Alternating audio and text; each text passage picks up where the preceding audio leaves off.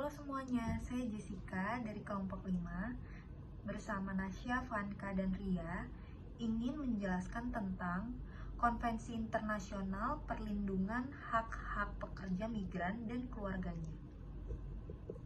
Definisi dalam konvensi ini berlaku kecuali jika ditentukan sebaliknya bagi seluruh pekerja migran dan anggota keluarganya tanpa pembedaan apapun, seperti jenis kelamin, ras, warna kulit, bahasa, agama atau kepercayaan, pendapat politik atau lain-lain, kebangsaan, asal-usul etnis atau sosial, kewarganegaraan, usia, kedudukan ekonomi, kekayaan, status perkawinan, status kelahiran, atau lain-lain.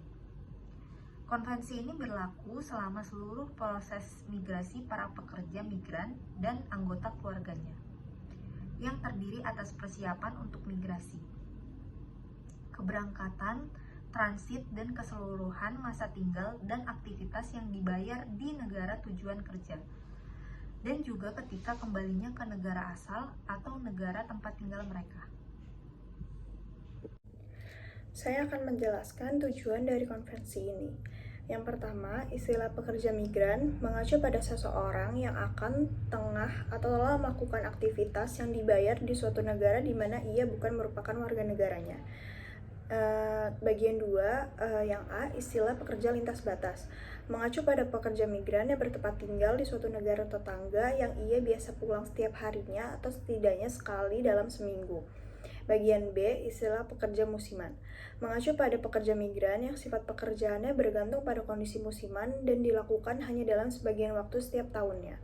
Bagian C, istilah pelaut yang mencakup nelayan mengacu pada seseorang pekerja migran yang dipekerjakan di atas kapal yang terdaftar di suatu negara yang bukan merupakan warga negaranya.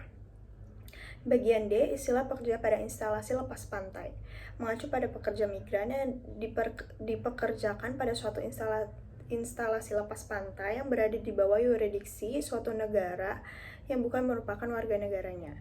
Bagian E, istilah pekerja keliling mengacu pada seseorang pekerja migran yang harus berpergian ke negara atau negara-negara lain untuk waktu singkat sehubungan dengan sifat pekerjaannya. Selanjutnya yang bagian F, istilah pekerja proyek mengacu pada seseorang pekerja migran yang diterima di suatu negara tujuan kerja untuk jangka waktu kerja tertentu semata-mata untuk proyek tertentu yang dilaksanakan di negara tersebut oleh majikannya. Yang bagian E, istilah pekerja dengan pekerjaan tertentu mengacu pada pekerja migran. Dalam bagian G ini terdapat 3 bagian, yaitu yang pertama dipekerjakan oleh majikannya untuk jangka waktu yang terbatas dan tertentu ke suatu negara tujuan kerja untuk melakukan tugas dan pekerjaan tertentu. Yang bagian 2 untuk jangka waktu yang terbatas dan tertentu melakukan pekerjaan yang memerlukan keahlian profesional, komersial, teknis, atau keahlian yang sangat khusus lainnya. Yang bagian 3 atas permintaan majikannya di negara tujuan kerja untuk jangka waktu yang terbatas dan tertentu. Melakukan pekerjaan yang bersifat sementara atau singkat dan diharuskan untuk meninggalkan negara tujuan kerja, baik pada saat berakhir izin tinggalnya atau sebelumnya. Apabila ia tidak lagi melakukan tugas atau kewajiban tertentu yang diperintahkan kepadanya.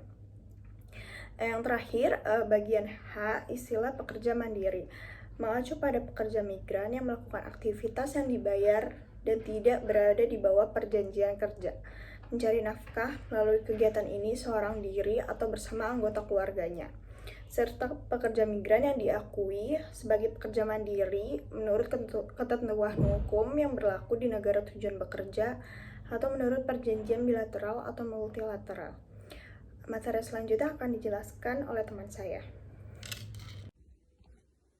Konvensi ini tidak boleh berlaku bagi orang-orang yang dikirim atau dipekerjakan oleh organisasi dan badan-badan internasional atau oleh suatu negara di luar wilayahnya untuk menjalankan tugas resmi yang kedatangannya dan statusnya diatur oleh hukum internasional umum atau oleh perjanjian internasional atau konvensi khusus. Orang-orang yang dikirim atau yang dipekerjakan oleh suatu negara atau atas nama negara di luar wilayahnya yang berpartisipasi dalam program pembangunan dan program kerjasama lain yang kedatangannya dan statusnya diatur oleh perjanjian dengan negara tujuan kerja dan yang sesuai dengan perjanjian tersebut tidak dianggap sebagai pekerja migran.